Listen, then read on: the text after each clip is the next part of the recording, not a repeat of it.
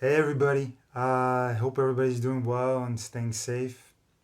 Um, I really wanted to react to the Leo Messi to Paris Saint-Germain. Um, a little bit about me is I'm originally French, and PSG's my soccer team. It has been forever. So obviously when the greatest player comes to your team, you just feel like it's just awesome, right? We got Neymar, we got Mbappe, we got Messi. So it's awesome. M&M, right? Let's go. Let's go. Let's go. Ici c'est Paris.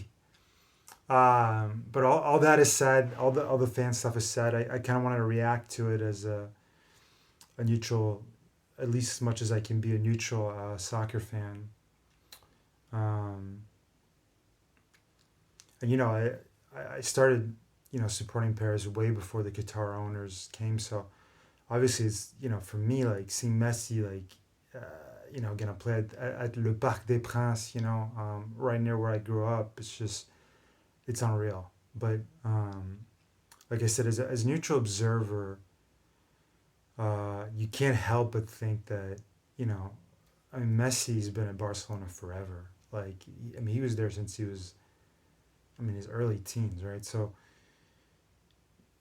as a neutral observer, I really wish he had stayed at Barcelona and that somehow they would have made it work. I just feel like, he should have ended his career kind of like a Totti or a Del Piero or a Steven Gerrard, and just that kind of career. So I think leaving Barcelona was quite a shock for everybody.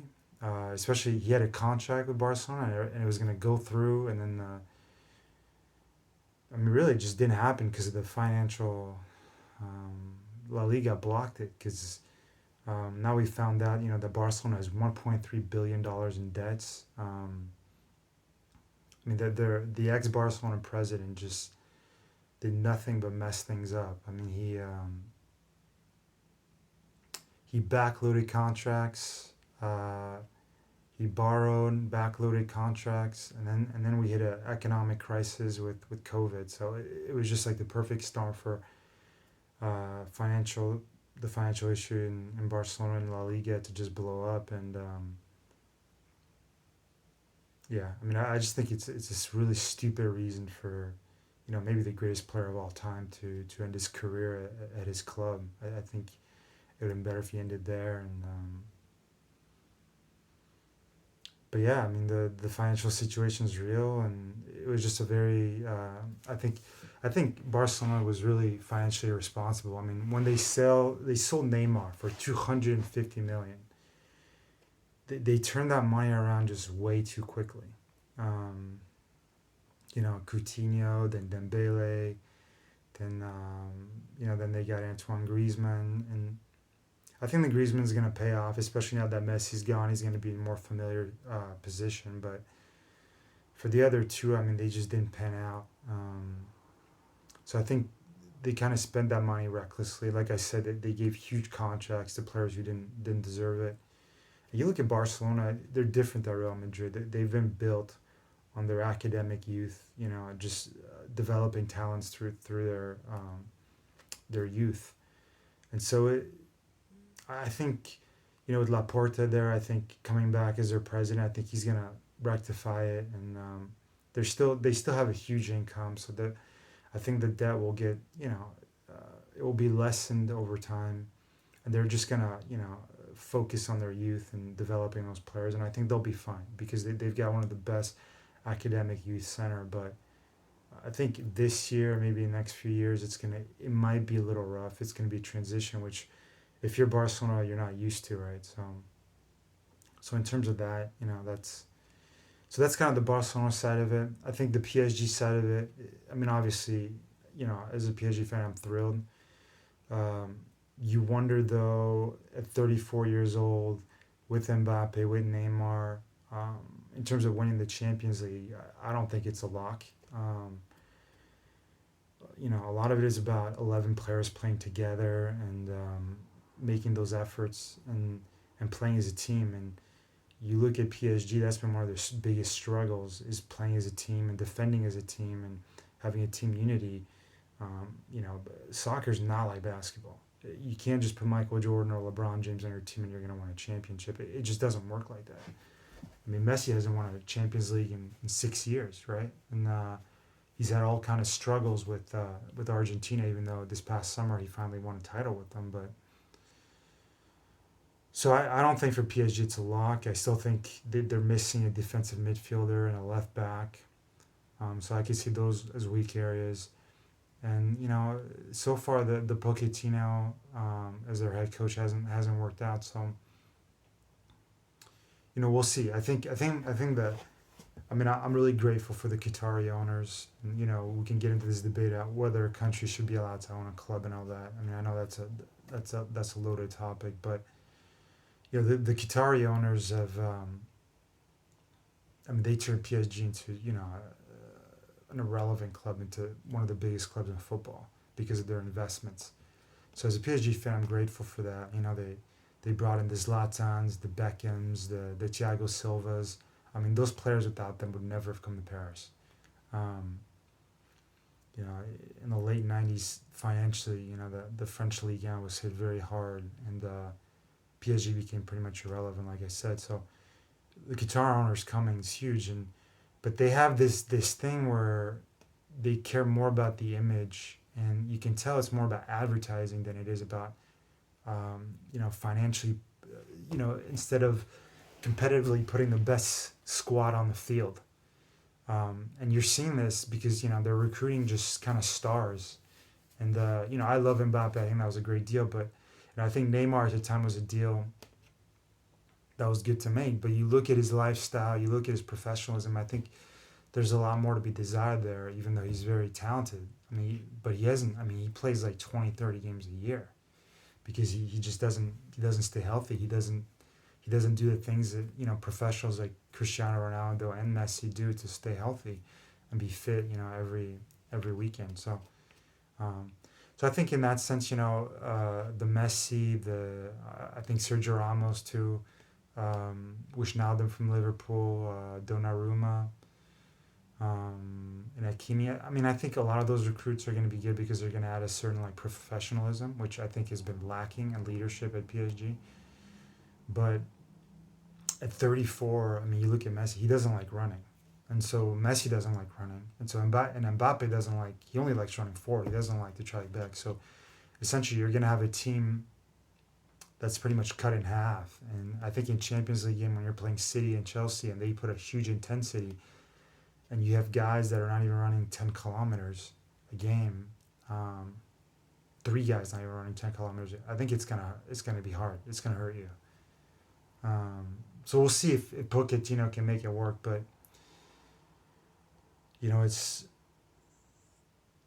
I think like I said, it would be better off getting like a defensive midfielder, like Frank Kessié or Camavinga, or obviously, you're not going to get this guy because he's one of the best players in the world right now, but a player like Conte. So those are the type of players that I feel like PSG is really missing. But look, I'm not gonna bark at Messi. I think it's fantastic for the league.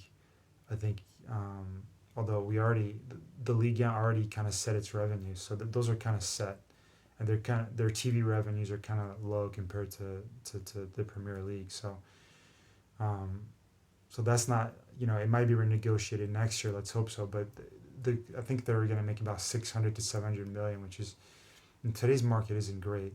So Ligue 1, a lot of the clubs are struggling financially, and you hope this helps La Liga, but mostly it's going to help them. I think maybe next year and the following 2 years, if they can negotiate contracts. And for obviously, I think for the Qatari owners, I think it's all about branding and how they can use Messi, and there's still a lot of doubts whether Mbappe is going to leave or not, and we'll see about that. I think he's going to stay this year. They're not going to sell him this year, but I think he's going to leave next year on a free. It just seems like he wants to go to Real Madrid, and I think that's going to be a hard hit for us. Because honestly, if you're going to build around one guy on this project, the guy would have been Mbappe.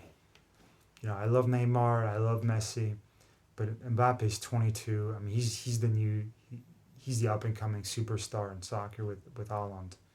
for Dortmund. So I mean, honestly, if you could have somehow get Haaland or you get him next summer, and instead of Messi, I would even prefer that. And that seems crazy because Messi's, again, like I said, he's most people I think consider him the greatest player of all time. I don't. I think he's in that conversation, with Pele, Maradona, and Cristiano Ronaldo. But again, Messi at 34 is in Messi at 27. So I think we'll see, but I don't see PSG winning the Champions League this year. I still think they have a lot of individuals, but there are better teams. I think City is going to learn a lot from losing last year in the finals. I think although they still need a striker, and maybe the Harry Kane is going to get done. I think it's going to get done, but we'll see. Um, Chelsea, I think is going to be in that conversation. Bayern Munich, I think is going to be in that conversation again. I think even the Spanish teams, I think have got a shot. There's still a lot of talent on those teams, less stars, but there's a lot of talent. Um, I'm trying to think who else. I feel like I'm missing teams, but I think I went around. It's going to be mostly Chelsea, Man City, Bayern Munich. I think those three teams are as good as PSG. Liverpool, I think too. Well, actually, Liverpool's not even in it, but they were really talented. Um, but anyways, so those teams. So I just don't see PSG winning the Champions League this year. I just think there's going to be a team that's just going to be, in terms of teamwork and team chemistry, is just going to be better. And I still think they need to retouch a few things. Um, but again, for the Qatari owners with the World Cup in 2022, I just think it was perfect for them to get Messi. They can build their brand around him.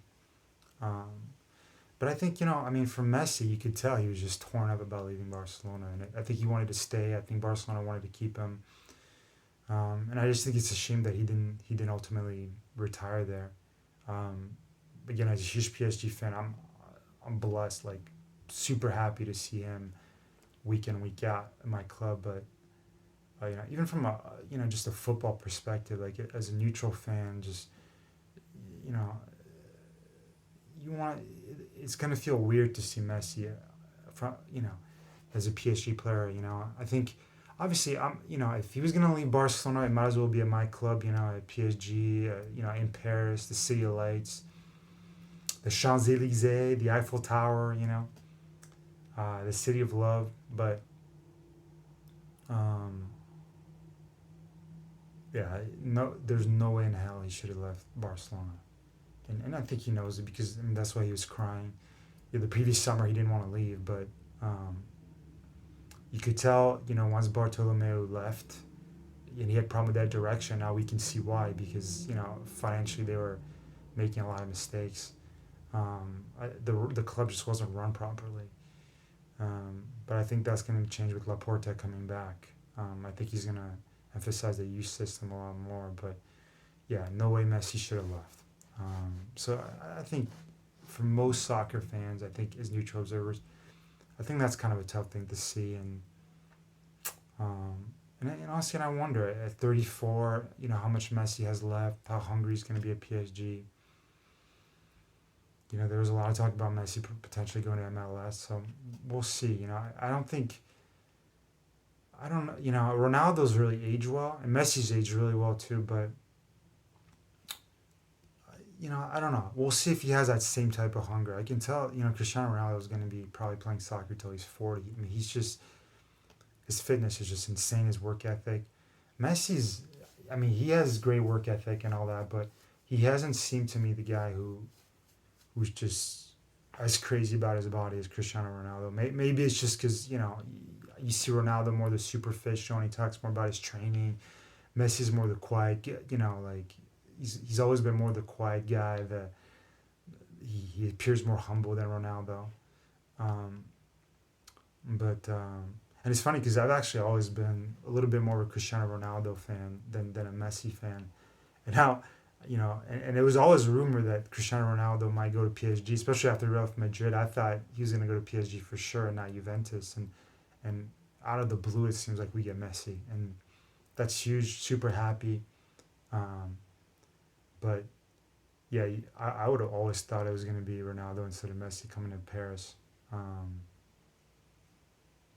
but yeah, we'll see what Messi does. The nice thing is in Liga, he's not going to have to play, 50, 60, 80 games. Uh, well, maybe 80 is, you know, too high, but 60 games like he did in La Liga, and especially intense games. In Liga, their strategy is more like, you know, park the bus when teams play PSG, except for a few teams, but most teams park the bus, so you don't have to run as much in Liga. The true test for Messi are going to be in the Champions League. That's where we're going to see what he's able to do, um, and how that M combination is going to work. So that's what we'll see. So we'll see. I'm super excited though. I'm really happy that Messi's at PSG from a purely biased perspective. Like I said, as a neutral observer, I think he would have been much better at Barcelona, like all those legends who stay in their same clubs. But it is what it is, and I think in modern football, it's really tough to spend your whole career in one club, just because a lot of it just has to do with economics and financial, and not every player's like Del Piero, where they're like, just give me any check and I'll sign it, and I'll stay for another year. Or Totti, who took huge pay cuts. It's a little bit, they were more like Tom Brady, how he stayed with the Patriots for so long, but that kind of stuff is very, very rare these days. Most players you know, push a hard bargain. I mean, you look in the NBA, LeBron switched teams. It's just really hard today, and I think this is going to be the same in soccer. I mean, it's already the same in soccer, and it's just going to continue to trend that way where players are going to be more empowered. So, anyways, that's my take on it. I can't wait to see it. I can't wait to see Messi and PSG, and yeah, just super excited about it. Hey, wishing everybody the best. Stay healthy, and yeah, bye.